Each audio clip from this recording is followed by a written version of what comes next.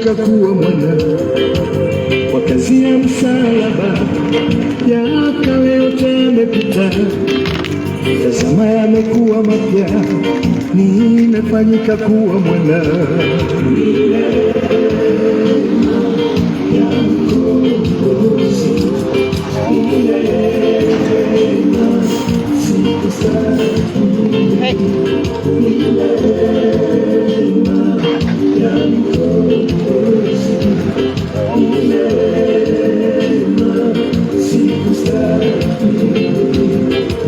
Nimefanyika kuwa mwana na nimehesabiwa haki. Nimefanyika kuwa mwana na nimehesabiwa haki. Nimefanyika kuwa mwana na nimehesabiwa haki. Nimefanyika kuwa mwana na nimehesabiwa haki. Ni neema ya Mwokozi.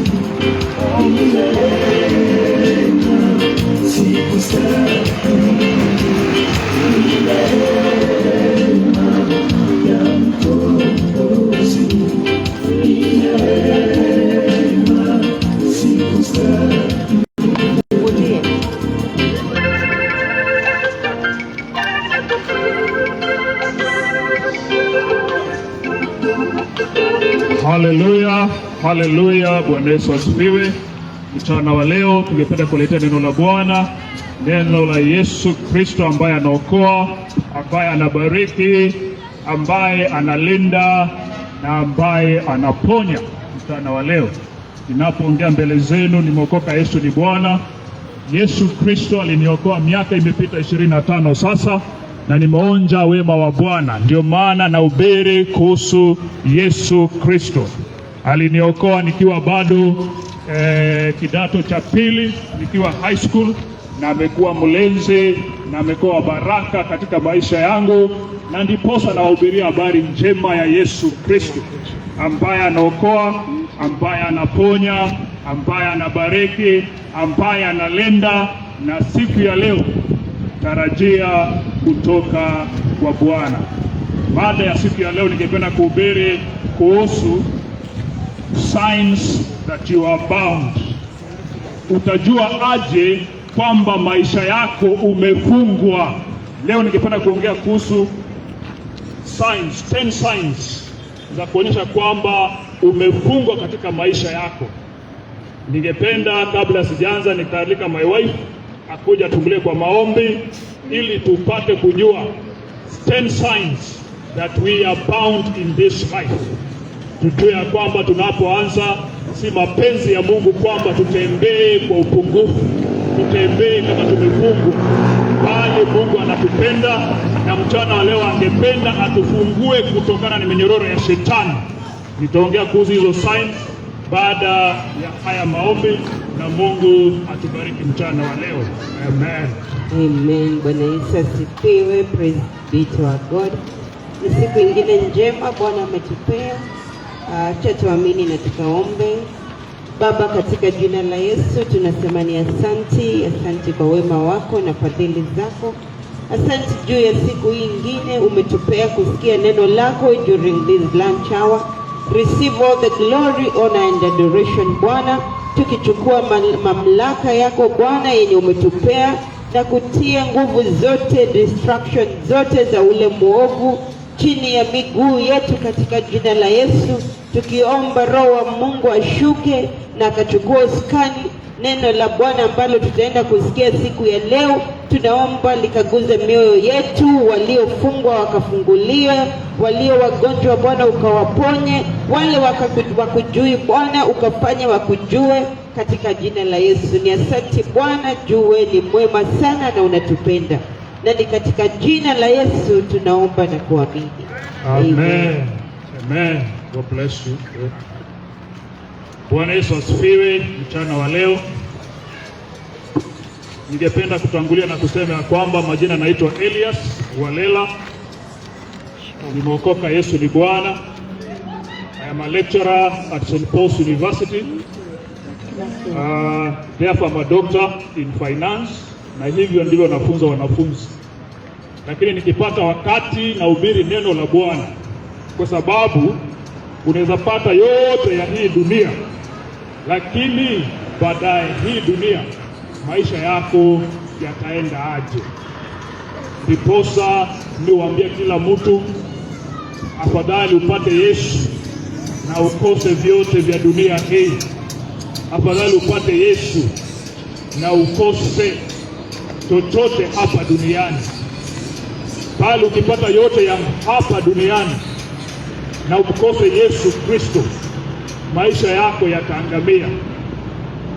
Niwaambie watu kila wakati kwamba Biblia inasema ya kwamba it is appointed for man to die once, then after that is judgment.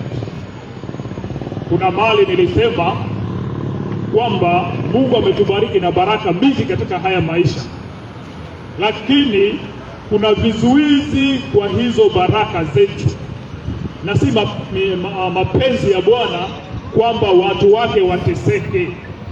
Mungu angependa tuishi maisha ya ambayo yamebarikiwa, maisha ya utele, maisha ya ambayo uko na afya, uko na chakula, uko na familia, uko na upendo katika maisha yako, unaishi vyema na majirani, unaishi vyema na moyo wako.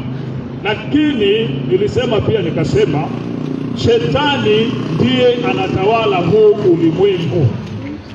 Ulimwengu na vitu vyote vilivyo ndani yake ni vya Mungu, yes. Lakini mbona kuna majanga na mambo mengi mabaya yana happen? Ni kwa sababu shetani ndiye anatawala dunia hii. Na watu wengi ukiangalia tunapoishi, 90% ya watu hatuishi kwa utele wa Mungu Baba. Hatuishi kwa utele ambao Mungu alitupatia. Kuna wakati nilihubiri kuhusu baraka za Bwana katika maisha ya mtu, na nilisema Mungu alipoumba mwanadamu, ukisoma kitabu cha Mwanzo utapata ya kwamba the first thing God did to his people was to bless them. Ukisoma kitabu cha Genesis chapter 1 na chapter 2 utapata ya kwamba the first thing Mungu alibariki mwanadamu, akamwambia utawale na ushinde huu ulimwengu. Lakini maisha imezorota, maisha ya watu yamedhoofishwa, mpaka sasa watu wana struggle sana kwa maisha yao. Kuna watu tunapoongea sasa hivi hawana hata chakula kwa nyumba zao. Kuna watu afya yao imeibwa na shetani, imedhoofika. Kuna watu wameishi chini ya laana. Na ndiposa leo nataka niongee kuhusu alama 10 signs that your life is bound. Maisha yako yamefungwa. Bwana Yesu asifiwe. Lakini ninapoendelea ujue ya kwamba ninapoongea kuhusu hizi signs, angalia ngapi uko nazo katika maisha yako, 1, 2, 3 ama hizo 10, na ni steps gani utachukua ili ufunguliwe kutokana na hizo curses ama zile kufunganishwa na shetani na kukidhababishwa, kuteswa na shetani. Haijalishi kama ni magonjwa, haijalishi kama ni kuteseka katika maisha ama kustruggle na vyovyote vinavyo happen katika maisha yako, Yesu Kristo ndiye anaweka mtu huru. Leo tutajua kwamba Jesus Christ is the one who sets you free. The Bible says whoever the Son sets free is free and free indeed. Tutaongea kuhusu ukombozi ulio ndani ya Yesu baada ya kujua hizi signs 10. Na ningependa kusoma neno la Bwana kutoka kitabu cha Yohana 8, John chapter 8 from verse 31 to 36. John chapter 8 from verse 31 to verse 36. Nitasoma kwa Kiswahili. Nitajaribu nisome kwa Kiswahili na nihubiri kwa Kiswahili ili sote tupate kuelewana. Biblia inasema ya kwamba John chapter 8 from verse 31, mstari wa 31 unasema ya kwamba basi Yesu akawaambia wale Wayahudi waliomwamini, ninyi mkikaa katika neno langu mmekuwa wanafunzi wangu kweli kweli, tena mtaifahamu kweli, nayo hiyo kweli itawaweka huru. Wakamjibu, sisi tu uzao wake Ibrahimu, wala hatujawa watumwa wa mtu yeyote wakati wowote. Nawe wasemaje, mtawekwa huru? Yesu akawajibu, amin, amin nawaambia, kila atendaye dhambi ni mtumwa wa dhambi. Wala mtumwa hakai nyumbani siku zote, mwana hukaa siku zote. Basi mwana akiwaweka huru, mtakuwa huru kweli kweli. Bwana Yesu asifiwe. Biblia inatuambia kwamba Yesu alihubiria watu kama vile nawahubiria siku ya leo, mchana wa leo, kwamba ukizidi katika neno la Bwana utakuwa mfuasi wa Mungu. Zaidi ya hayo ya kukuwa mfuasi wa Mungu, utaijua ukweli, na huu ukweli utakuweka huru. Yesu alithibitisha ya kwamba tangu zamani, akiambia wale watu ambao alikuwa anawaambia hizo nyakati, alijua kwamba watu wamefungwa na kugandamizwa katika hali zao za duniani. Maisha ya watu hao yalikuwa yamefungwa. Ni kama tu leo sisi tunapoishi, tunapotembea, hatujui kwamba tumefungwa kwa njia fulani, hatujui. Ndio maana hata hao watu wakauliza Yesu, sisi ni wana wa uzao wa Ibrahimu, ukisema tumefungwa unamaanisha nini? Sisi hatujafungwa na mtu yeyote. Hivyo ndivyo waliambia Yesu. Jioni ya mchana wa leo pia utasema ya kwamba unajua hujafungwa na kitu chochote, lakini nakuambia mchana wa leo kuna mahali maisha yako yamefungwa, na yamefungwa na mwovu Shetani. Nilianza na kusema kwamba Shetani ndiye anatawala dunia hii, lakini Mungu angependa kutuweka huru ili tuwe huru kweli kweli. Hivyo ndivyo Mungu angependa. Kama tu wale watu walivyouliza Yesu kwamba wao ni wa uzao wa Ibrahimu. Mungu wetu anajulikana kama Mungu wa Ibrahimu, Yakobo na Isaka, na tunapokea baraka kutoka kwa Mungu the same way alibariki Abraham, na akasema kwamba vizazi vyote vitabarikiwa kupitia wewe. Sisi ni wana wa Ibrahimu, ndio maana tunapata baraka za Ibrahimu. Ibrahimu alibarikiwa na mali, Ibrahimu alibarikiwa na jamii, Ibrahimu alibarikiwa na vitu vyote vyema.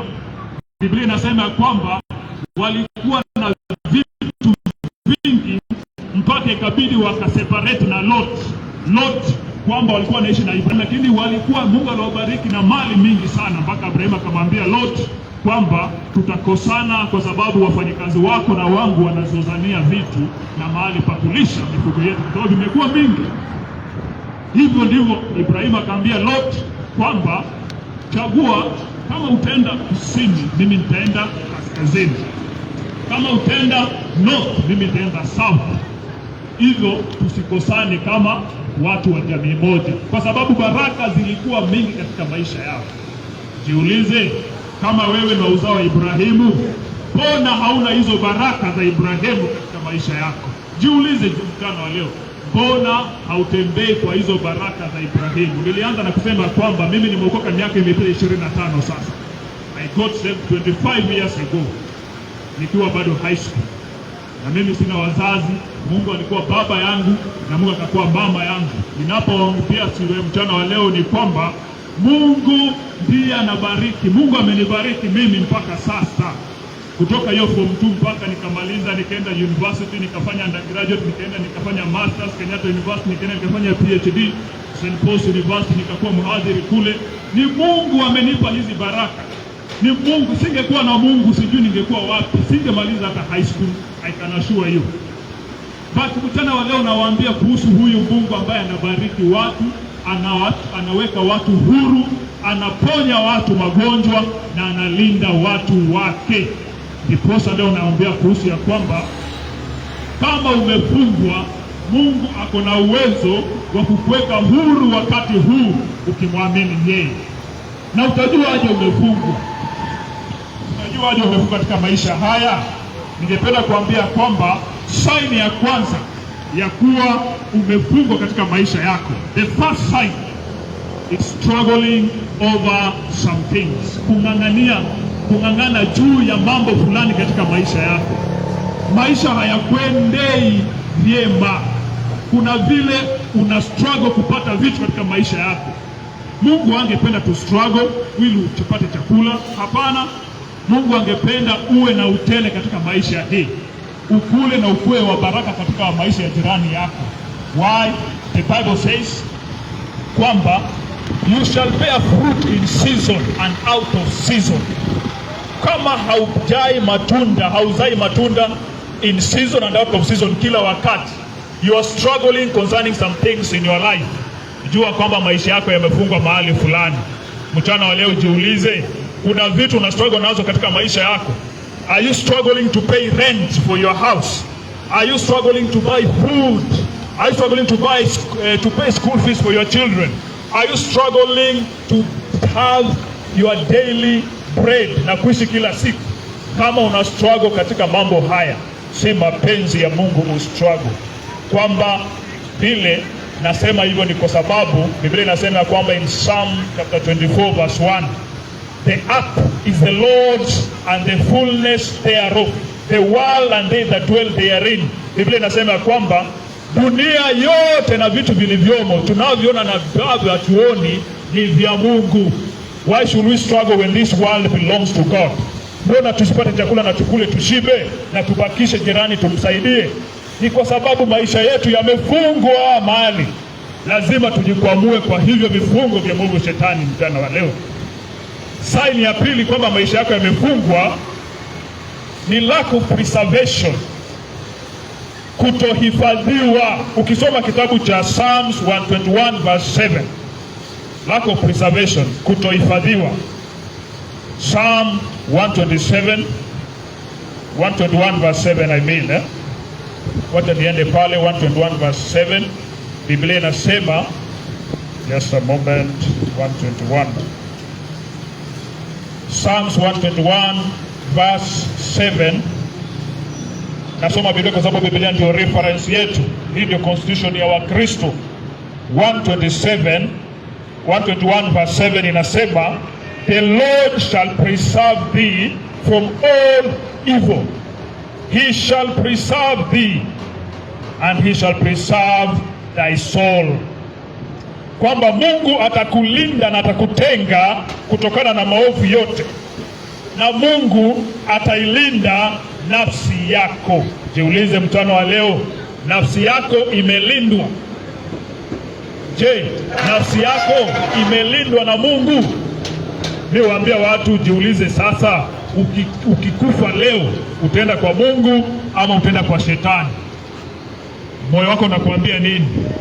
Ukikwambia otherwise, ukiona unaogopa kukufa, jua ya kwamba your soul is not preserved.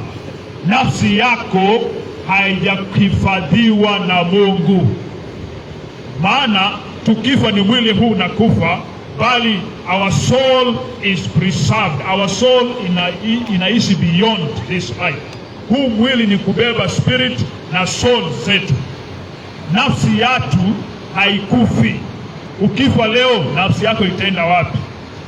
Baraka ni kwamba nafsi yako imehifadhiwa na Mungu.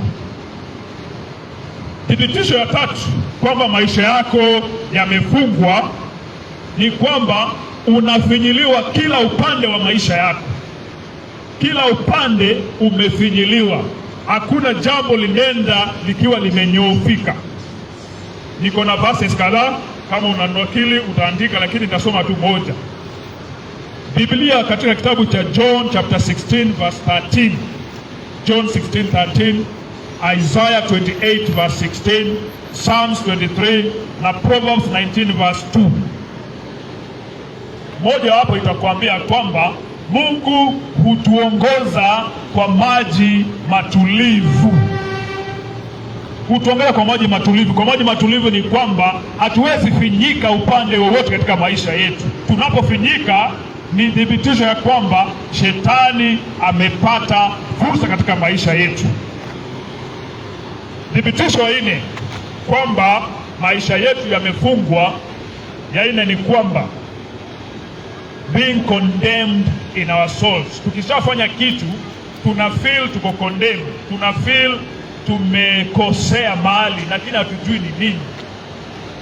Kwa maana shetani akikuongoza ufanye jambo lisilompendeza Mungu, and especially kama umekuwa kwa Mungu ama ulikuwa kwa Mungu na ukatoka, utapata ya kwamba shetani akikushawishi ufanye kitu umkosee Mungu, shetani hujitenga na mwanadamu after amefanya dhambi mbele za Mungu. The next thing, your soul gets guilty. Unaanza kufeel kwamba kuna mahali umekosea. Ukishafika mahali hapa, ujue shetani amepata nafasi katika maisha yako. Shetani amekufunga kutokana na hilo jambo amekufanya ufanye, na kutokea hapo unakosa baraka za Mungu, unakosa kutembea na Mungu na utele wake. Utapata ukisoma kitabu cha 1 Chronicles chapter 21 verse 1, utapata ya kwamba, na pia 2 Samuel 24 verse 10, shetani aliongoza Daudi mfalme ili awahesabu wana wa Israeli. Baada ya Daudi kuhesabu wana wa Israeli, alidhani ni jambo jema tu katika maisha yake. Mwishowe Mungu akajitenga na Daudi, ndiposa Daudi akajua kwamba amekosea na ni shetani alimuongoza afanye hilo jambo. Shetani alijitenga baada ya kuongoza Daudi ahesabu watu. The next thing that followed ilikuwa guilt, ni kuhisi kuhukumika ndani ya Daudi, na hivyo basi shetani akapata nafasi ndani ya maisha ya Daudi. Jambo la tano, lack of self control. Hauwezi kujizuia kufanya jambo fulani. Kuna vitu ungetaka kuacha katika maisha yako, kuna mali ungetaka kuacha kuenda, lakini umeshindwa kuacha. Wacha niwaambie mchana wa leo, hatuwezi shinda dhambi kwa nguvu zetu sisi wenyewe, bali tunahitaji Mungu atushindanie katika maisha haya. Lazima tupate nguvu za Roho Mtakatifu, na kwa uwezo wa neno la Bwana na jina la Yesu Kristo tunakosa kupata baraka za Mungu tukikosa haya mambo, neno la Bwana na Yesu Kristo. Naam, tutashinda dhambi kama tutajisalimisha kwa nguvu za Mungu, kwa neno lake na kwa jina la Yesu Kristo. Tukishajisalimisha hivyo, tutakuwa na self control, tutakuwa na self control ni Kiswahili, na jaribu kupata neno la Kiswahili ili upate kujizuia kufanya mambo fulani katika maisha yako. Ukiona kwamba unashindwa kujizuia kufanya jambo fulani, kama ni dhambi, unashindwa kuacha pombe, unashindwa kuacha sigara, unashindwa kuacha ngono ambazo si za kihalali, hiyo ni kukosa kujizuia katika maisha yako, na hivyo unapata ya kwamba ni thibitisho kwamba umefungwa katika maisha yako hali fulani. Ni Yesu Kristo peke yake anaweza kukuweka huru na ukuwe huru kweli kweli. Thibitisho ya sita kwamba umefungwa katika maisha yako ni hali ya kutafuta kulipiza kisasi. You feel revengeful, ungependa ulipize kisasi. Mara mingi naambia hata my wife na watu nawaambia kwamba mtu akikupiga upande wa kulia, Biblia imesema ya kwamba mpindulie upande wa kushoto pia akupige. Kwa hivyo inamaanisha ya kwamba kama Wakristo lazima atulipizi kisasi. Ukikosewa na mtu, kama ni jirani yako, omba Mungu atulize moyo wako na akuhifadhi nafsi yako. Ukiona uko na hiyo feeling ya kwamba lazima huyu mtu nitamfanyia jambo, lazima nilipize kisasi, amenikosea, amekosea watoto wangu, amekosea wazazi wangu, amenikosea kazini, lazima nifanye jambo nilipize kisasi, hiyo ni kwamba umefungwa na hauna uwezo wa kusema hapana, sitafanya hivyo. Mbona Mungu imetupasa kwamba tusilipize kisasi. Hivyo ndivyo tumeambiwa kwa Biblia. Mtu akikwambia amekunyang'anya shati, mwachie koti lako pia. Hivyo ndio Biblia inasema. So sign ya 6 kwamba umefunga katika maisha yako ni kwamba hauwezi kuacha kulipiza kisasi. Number 7, the 7th sign that you are bound in your life ni utumwa. Inaitwa utumwa. In English it is servanthood. Servanthood. Tumesoma in Romans chapter 8 from 31 to 36 kwamba mtumwa haishi milele kwa boma, bali mwana anaishi milele kwa boma. Romans 8:31 to 36. Ukiwa mtumwa inamaanisha kwamba hautadumu penye uliko. You will be wandering from your home. Kama mwana mpotevu alitoka nyumbani akaenda akakuwa mtumwa. Alipoenda akakuwa mtumwa mahali fulani, akaandikwa na tajiri. Ilifika mahali baada ya kuteseka sana, akasema nitarudi nyumbani kwetu, babangu ako na mali na wafanyikazi, hata niwe mfanyikazi wa baba yangu, bali tu nipate chakula na nipate kulindwa. Utumwa ni sign moja kwamba tumefungwa na shetani. Kuna mahali hatuendi vyema kulingana na mapenzi ya Mungu. Mungu ametuokoa na alituumba tusiwe watumwa tena. Na mara mingi nawaambia watu tusiwe watumwa wa dhambi, bali tuwe watumwa wa Mungu. Tukiwa kwa watumwa wa Mungu, Mungu ametuweka huru na hakuna jambo linaloweza tutushinda. Mbona Biblia imesema kwamba ukiokoka, whoever the Son sets free is free indeed. Na hivyo basi yeye aliye ndani yetu ni mkuu kuliko yeyote aliye wa huu ulimwengu. Utumwa ni sign ya kwamba tumefungwa katika maisha yetu. Biblia inatuambia kwamba ukiwa mwaminifu na kidogo kile Mungu amekuaminia nacho, Mungu atakupatia kingi zaidi. Kwa hivyo mtihani kwa Wakristo na hata watu wote kwa hii dunia ni kwamba hauwezi enda the next step if you are not faithful with the little that you have. Hauwezi taka vitu vingi maishani na Mungu akupatie kama haujakuwa mwaminifu. Kuna vitu hivi vichache ulivyo navyo.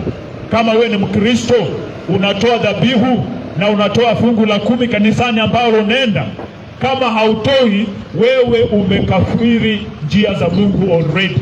Hauwezi kwenda kiwango kinachofuata kama hautashinda kutoa hicho kidogo ulicho nacho kama fungu la 10. Mbona Mungu akupatie 100,000 utoe fungu la 10 10,000? Kama ukiwa na 10,000 umeshindwa kutoa 1,000. Hivyo ndivyo Mungu anatupatia mitihani na tunashindwa katika maisha haya. Hivyo unabaki kwa utumwa ambao uko nao. Umekuwa unapata 50,000 mwaka uliopita wa 2023, 2024, 2025, bado unapata 50,000. It is not the will of God. Mungu angependa kwamba kila wakati tunainuka. Ukiona unabaki mahali fulani ama unaacha kurudi chini hata zaidi, jua kwamba uko kwa utumwa wa shetani. Na ndio maana tunahubiri Yesu ambaye anaweka watu huru kutokana na huo utumwa wa kukua utumwa chini ya dhambi na chini ya mamlaka ya hii dunia. Utumwa ni thibitisho ya 7 kwamba tumefungwa na shetani.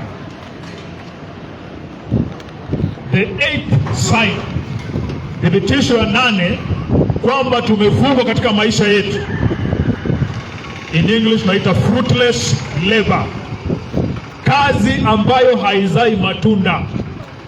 Unafanya kazi lakini hakuna benefit unapata kwa hiyo kazi. Unafanya biashara lakini haupati profit. Unafanya kazi lakini pesa inaisha within one day, pesa imeisha. Hiyo si baraka kutoka kwa Mungu. Umefungwa mali katika maisha yako kwamba unafanya kazi, unajitolea nguvu zako na nafsi, lakini haupati kubarikiwa na hivyo vile unavyopata. Biblia inasema kwamba ukisoma kitabu cha Genesis Genesis chapter 9 from 25, verse 25. Genesis chapter 9 from verse 25. Ni watoto wa Noa, Shem, Ham and Japheth. Utapata ya kwamba kuna kijana mmoja anaitwa Ham ambaye babake alimwambia kwamba utakuwa mtumwa wa ndugu zako, na hii dunia utafanya kazi kwa sababu ya watu wengine. In that sense, utapata ya kwamba Ham hata angefanya kazi kiasi kipi, angekuwa vile angeweza kustawi ili aandike watu wengine kazi. Angeweza, ye lazima angekuwa employee, hata angefanya kazi zaidi ya watu wengine wote, that labor would be fruitless.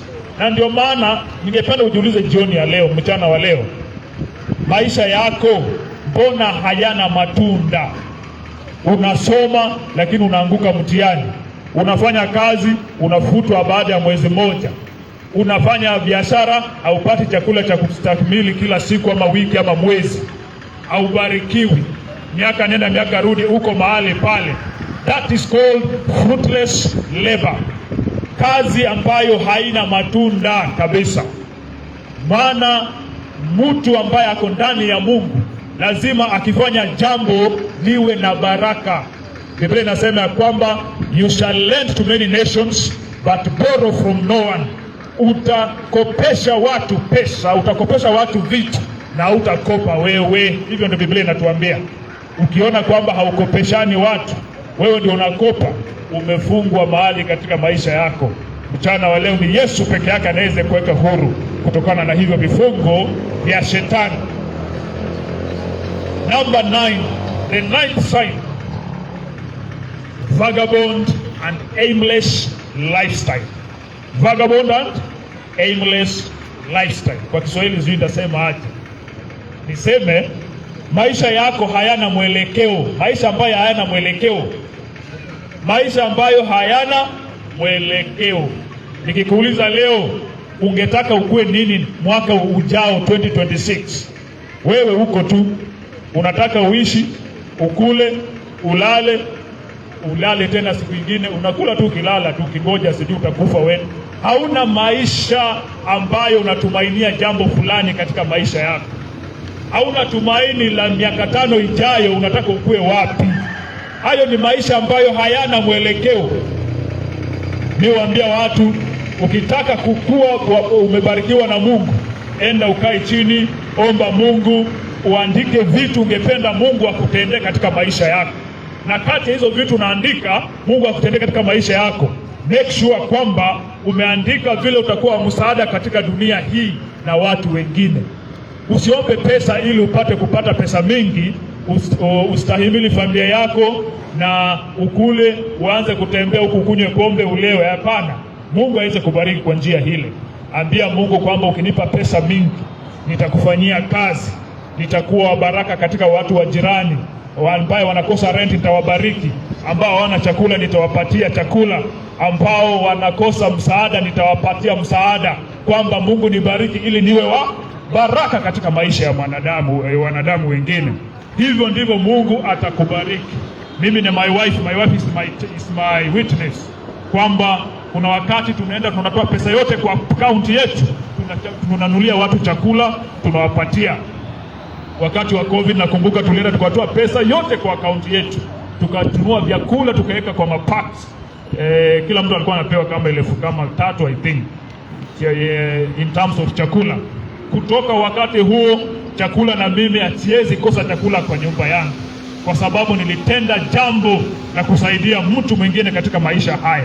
Mungu hawezi sahau kwamba nililisha watu na anaendelea kulisha watu. Mungu hasahau kwamba nililipia watu rent na anaendelea kulipia watu rent. Mungu hasahau ya kwamba nimesimama na watu nikawalipia mpaka school fees za watoto wao. Watoto wangu hawezi kosa school fees kwa sababu Mungu ni mwaminifu.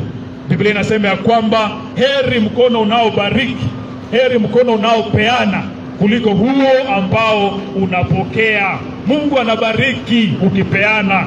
Jioni mchana wa leo usiseme kwamba sina chochote cha kupeana. Mungu hawezi taka upeane ambacho hauna. Mungu hutaka unapeana kile ulicho nacho kidogo. Nimekuambia kwamba kabla Mungu hajakuinua lazima ukuwe mwaminifu kwa vile vitu vichache ulivyo navyo, ndivyo Mungu akuinue katika maisha yako.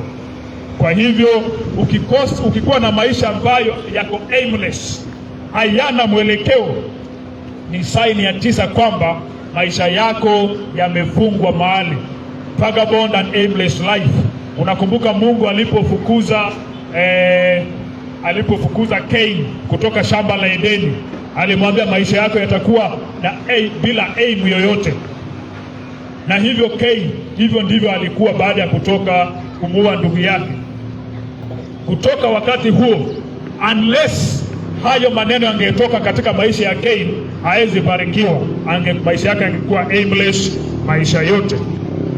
Jambo la 10 ambalo ni la mwisho, sign kwamba maisha yako yamefungwa, ni kuanza vitu na haumalizi. Haukamilishi jambo ambalo unaanza. Unaanza biashara fulani, unashtukia umefunga hiyo biashara, umeenda kwa ingine. Unaenda kazi fulani, kazi inaisha, ama unatoka tu na hujui nini kutoka hiyo kazi. Biblia inasema ya kwamba mtu ambaye amebarikiwa na Mungu, ukisoma kitabu cha Psalms chapter 1, ni kwamba chochote huyo mtu atafanya kitafanikiwa, na huyo ni mtu ambaye amebarikiwa na Mungu. Ukiona kwamba chochote unafanya kibarikiwi, ni kwamba maisha yako yamefungwa mahali fulani. Kwamba ukianza kitu bila kumaliza, ni sign kwamba umefungwa mahali fulani. Unaanza biashara moja, unaruka unaenda kwa ingine. Unaanza kazi fulani, unaruka unaenda kwa ingine. Nimewaambia watu ya kwamba hakuna biashara mzuri na mbaya. Biashara zote Mungu huzibariki kulingana na vile mumekubaliana na Mungu. Makubaliano yako na Mungu ni yapi kuhusu biashara yako? Makubaliano yako ni yapi kuhusu jamii yako? Mungu hubariki kile ambacho uko nacho mkononi. Mungu hawezi bariki ambacho hauna. Kama ni hiyo biashara, Mungu atakuinulia hiyo biashara iwe biashara kubwa, kama utamtegemea yeye kwamba yeye ndiyo mwenye baraka zote katika maisha haya. Sasa baada ya kuangalia hizo signs 10 kwamba maisha yako yamefungwa, nini itakusaidia katika maisha haya? Nilianza na kusema ya kwamba dunia hii na vitu vyote vilivyomo ni vya Mungu. Psalm 24 verse 1, the earth is the Lord's and the fullness thereof. Dunia hii, vyote vinavyoonekana na visivyoonekana ni vya Mungu. Lakini mbona watu wanateseka? Mbona Mungu hatawali? Mungu anatawala. Lakini niliwaambia kwamba dunia hii inatawaliwa na shetani. Hivyo imenakiliwa kwa Biblia. The ruler of the world is the devil. Na lazima mwanadamu ajitoe kwa utawala wa shetani. Lazima tujitoe kwa huo utawala wa shetani. Lazima tukatae kwamba sisi tutatawaliwa na Mungu. Na hivyo basi kumkubali Mungu atawale maisha yetu. Hapo ndipo tunaanza kupata ukombozi. Biblia imesema ya kwamba whoever the Son sets free will be free and free indeed. Mwana wa Mungu akikuweka huru, utakuwa huru kweli kweli. Hakuna jambo lingine linaweza kuweka huru bali ni Yesu Kristo. Huyu ndio mwana wa Mungu tunaohubiria siku ya leo. Yeye alitawala dunia, akaishinda ulimwengu. Dini zote hii dunia zinaongea kuhusu watu ambao wanafuata kwa hizo dini. Lakini hakuna dini ambayo iko na mtu mmoja alisimama akasema mimi ndiye njia, ukweli na uzima. Yesu alisema kwamba yeye ndiye njia, ukweli na uzima. Hakuna mtu anayeweza kufika kwa Baba ila kupitia kwangu. Jesus Christ is the way, the truth and the life. Tunadanganywa siku hizi kwamba kuna njia mingi za kufikia Mungu. Hakuna njia mingi za kufikia Mungu. Njia moja pekee ni ya Yesu Kristo. Yesu Kristo pekee ndiye alikufa na akafufuka. Sasa hivi yaishi milele na atarudi tena mara ya pili duniani hii. Tusingoje kwamba tukidhani ati Yesu anakuja saa hii. Hapana, Biblia inasema kwamba Jesus will come soon. Yes, but mimi waambia watu hiyo soon, haujui maisha yako itaisha siku gani. Leo unaweza lala hivi, kesho unaamka hauko. Unadhani umeamka, kumbe umeamka uko kuzimu. Ulikufa kwa usingizi. Kuna mdada mmoja, na hii ni real life, nawaambia si mchana wa leo, kazini kwangu last week amekuja kazi, akaenda lunch time saa 7, ingana arudi job saa 8, ametoka kazini saa 7, akasema afili vizuri, wacha afike kwa nyumba akule arrest kidogo alafu arudi kazini. Alifika kwa nyumba akakaa hivyo, ndiye alikufa bila saini yoyote ya ugonjwa. Jiulize mpendwa, wewe unajua utakufa siku gani? Haujui utakufa siku gani, bali Mungu ametupa uhai siku ya leo kwamba tuutumie jinsi Mungu angependa impendeze yeye mwenyewe.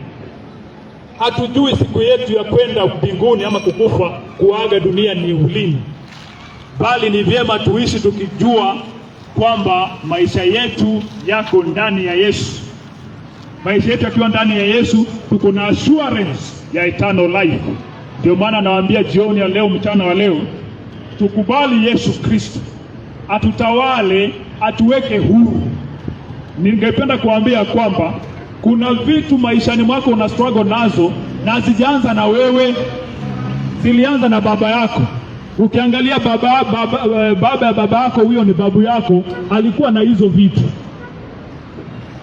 Mfano watatu, na uweza hata kujisimamia wewe mwenyewe maishani mwako, lakini kuna kitu nakuambia tu, uoa vitu vingine. Hizo ni laana katika maisha. Lakini nilitafuta Mungu, nikamwambia Mungu, niokoe na unilinde na unibariki. Baada ya kuokoka hivyo nikanunua gari yangu ya kwanza, ya pili, ya tatu, hivyo.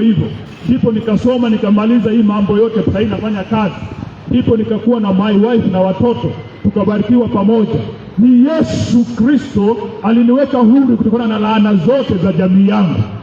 Na hapa ninapoongea hata sasa, Mungu bado anazidi kunibariki na atazidi kunibariki ili niwe wa baraka katika jamii yetu na hata ukoo wetu na watu wote ambao wananijua na wananisikia.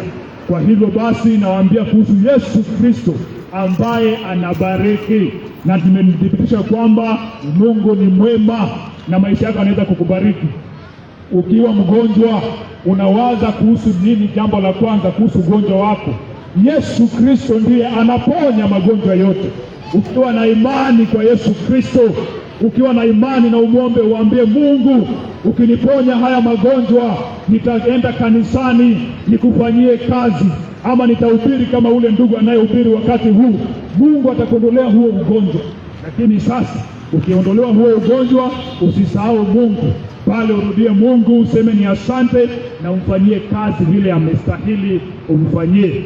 Mchana wa leo ningetaka uambie Mungu, mtolee nadhiri kwamba nitakufanyia kazi. Ukiniondolea hili jambo zito ambalo nataka katika maisha yangu, nitakufanyia kazi. Watoto wangu na jamii yangu tutakutumikia wewe peke yako.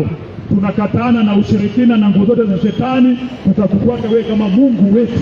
Kwa sababu watu wengi wameenda kutafuta msaada kwa shetani, wameenda kutafuta msaada kwa wachawi, wameenda kutafuta msaada kwa watu wanaofanya urogi. Hivyo ukienda kutafuta msaada kwa watu wanaofanya urogi ama kwa shetani, jua kwamba njia zako na Mungu zimekuwa parallel. Hamwezi tembea na Mungu pamoja. Lazima utende njia hii, Mungu ataenda njia iliyo ambayo ni opposite. Lazima ukatae njia hizo za shetani ambazo hazimpendezi Mungu, ujikabidhi chini ya Mungu, ndipo Mungu akuweke huru. Mchana wa leo ninapomalizia ningependa kuambia kwamba angalia maisha yako unaishi aje? Mungu hakukuumba ili uishi maisha ambayo una struggle hivi. Mungu hakukuumba ili uteseke na huo ugonjwa. Mungu hakukuumba ili ukose jamii na baraka za familia. Hapana, Mungu alikuumba ili upate kufanikiwa katika maisha haya, na si kufanikiwa tu kivyako, bali uwe wa baraka kwa watu wengine katika jina la Yesu Kristo. Ukipata kwamba una struggle katika maisha yako, chochote unachofanya kifanikiwi, maisha yako hayana mwelekeo, hauna vision ya next year, unataka ufanye nini, hivyo unajua kwamba umefungwa mahali fulani katika maisha yako. Jiulize, mbona umestruggle katika maisha yako mchana wa leo? Ni nini kimekufunga maishani mwako? Je, laana ilinenwa juu yako na mzazi wako ama ulilaaniwa na mwalimu wako shuleni, ulilaaniwa na mtu ambaye ako na authority juu yako. Kama ulilaaniwa, lazima hiyo laana iondoke katika maisha yako ili ufanikiwe. Nimewaambia kuhusu Ham ambaye alilaaniwa na babake. Lazima popote angeenda, lazima angekuwa mtumwa, hawezi kuwa mtu mkubwa katika maisha ambaye alikuwa anaishi, kwa sababu laana ilikuwa inamfuata.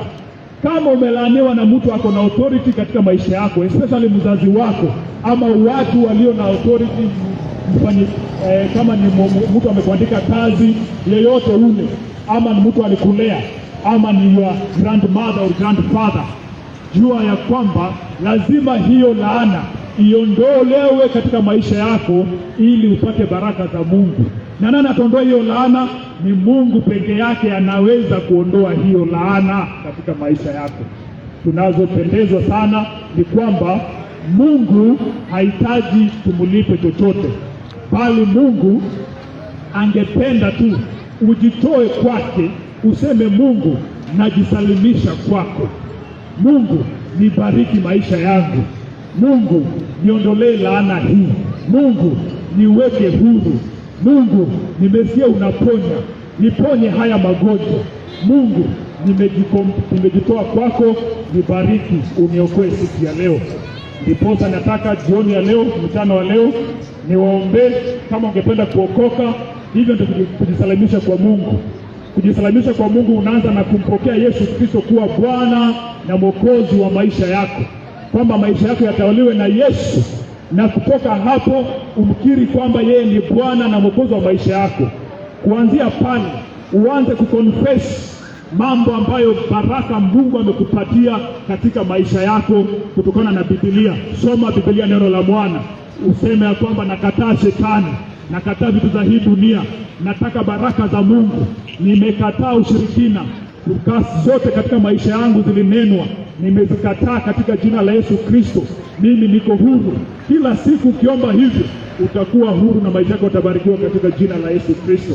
Nimewaambia kwamba mimi ni testimony kwamba Mungu anabariki, Mungu analinda, Mungu anaponya, Mungu anaokoa, na ni vyema kujitoa chini ya mamlaka ya Yesu Kristo.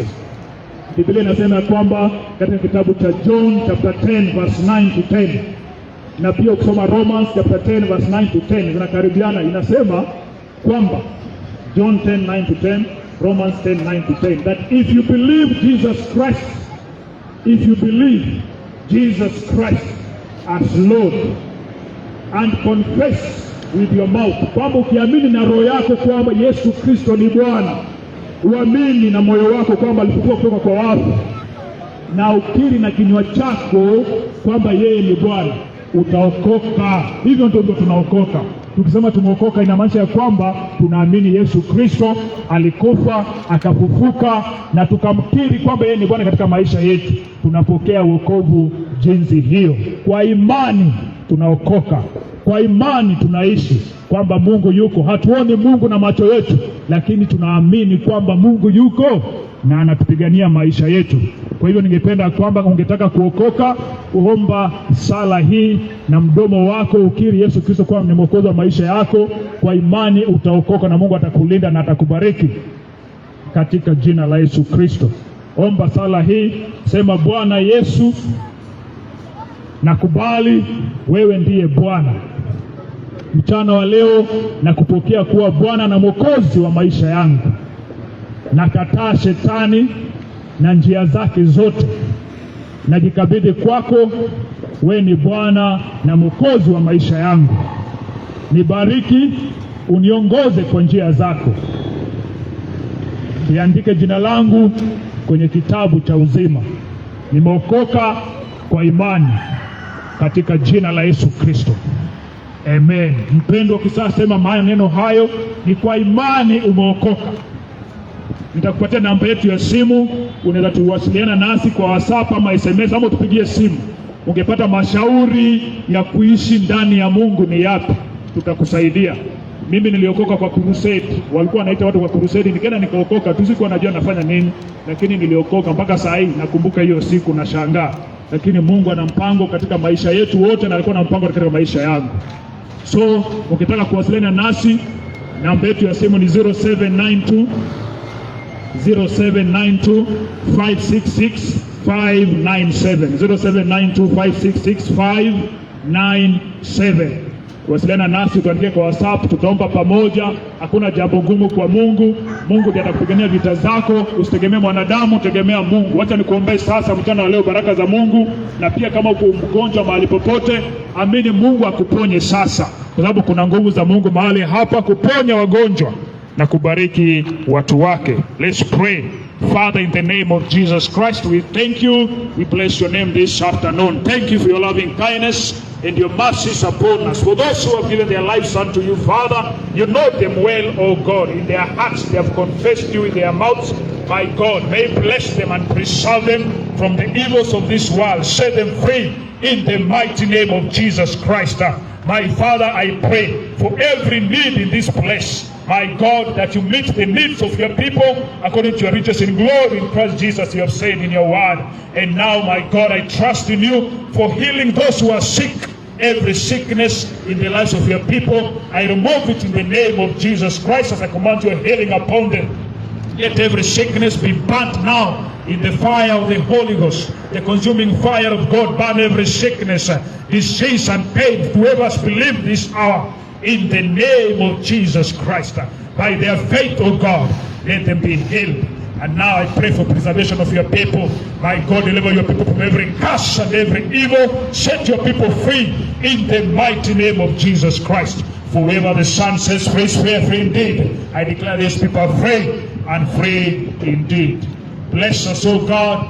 Bless this area, my Father. Every authority in this place that has been put there by mankind or otherwise, those who are in leadership positions, my God, I pray that you bless them and guide them in the way that should go. Everything that is good in their lives, let it be blessed. I pray for every business in this place, every business that pleases you, my God. May you expand it. May you increase it. Let them see the fruits that come from you, O God. Let them count themselves blessed in the name of Jesus Christ. We thank you. We bless your name. For it's in the name of Jesus Christ, our Lord and Savior, we pray and believe. Amen. God bless you and do you good until we meet again. Utatuwasiliana na sisi kwa hiyo namba nimewapatia simu 0792-566-597. Nataka ushauri kuishi kwa wokovu na kutembea na Mungu. Tuombe pamoja tukiamini kwamba Mungu anaiweza kila jambo. Tunapomaliza sasa, tunaomba maybe ubarikiwe na mwimbo moja ama mbili, alafu twende tutakutana siku nyingine. Ombi langu ni kwamba Mungu atawalinda, atawabariki na watawatenda vyema katika jina la Yesu Kristo. God bless you. Amen.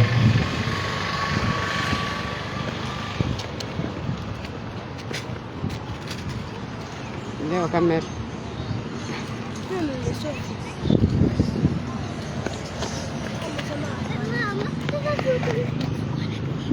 Hallelujah. Amen. Hallelujah. Hallelujah.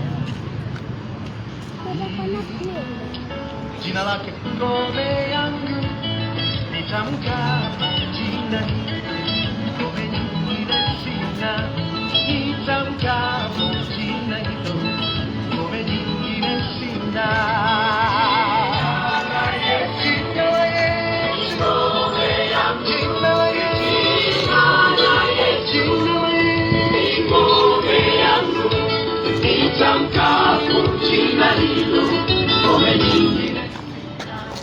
Nitamka jina hilo